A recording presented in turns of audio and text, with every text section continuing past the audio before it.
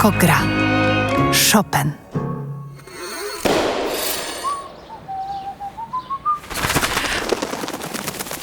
Ej, nie za dużo was tutaj?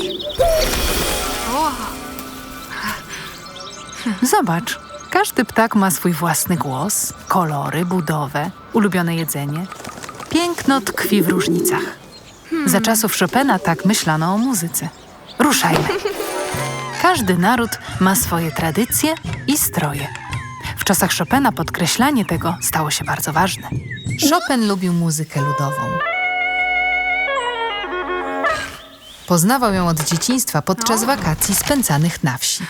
W szafarni na Kujawach Chopin prowadził nawet wakacyjny dziennik Kurier Szafarski.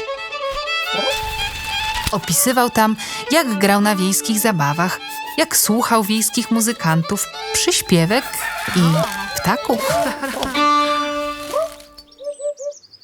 Najważniejsze dla Chopina okazały się inspiracje taneczne. Polskie tańce ludowe przetworzył po swojemu i powstały jedyne w swoim rodzaju mazurki. Niektóre nawiązują do kujawiaka, mają wtedy wolne tempo i refleksyjny charakter. To już było trochę zbyt smutne.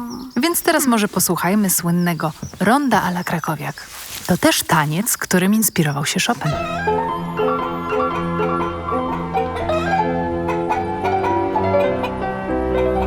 Inne tańce, do których nawiązywał Chopin w mazurkach, to radosny oberek czy ognisty mazur.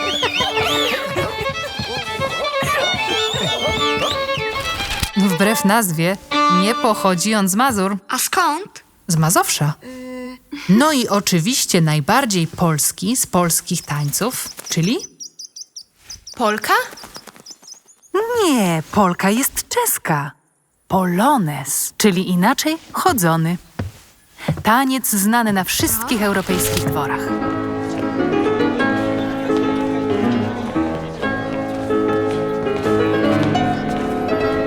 Inspiracje ludowe w muzyce Chopina to nie tylko tańce. To także zapożyczone od mazowieckich i kujawskich muzykantów tempo rubato, które jest dosyć swobodne. Raz zwalnia, to znowu przyspiesza. Trudno za tym nadążyć. Nikt nie mówił, że muzyka ludowa jest łatwa. Ludowe inspiracje to też naśladowanie tego, jak grali muzykanci w wiejskich karczmach i na weselach. W ten sposób ich muzyka trafiła na salony. Czyli wszystkie wspomnienia z wakacji udało się Chopinowi zawrzeć w dźwiękach fortepianu? Właśnie tak. I teraz wszyscy pianiści grający Chopina muszą wiedzieć, co to rubato?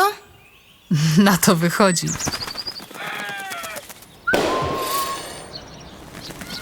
Czy to wróbel? Nie, to właśnie mazurek.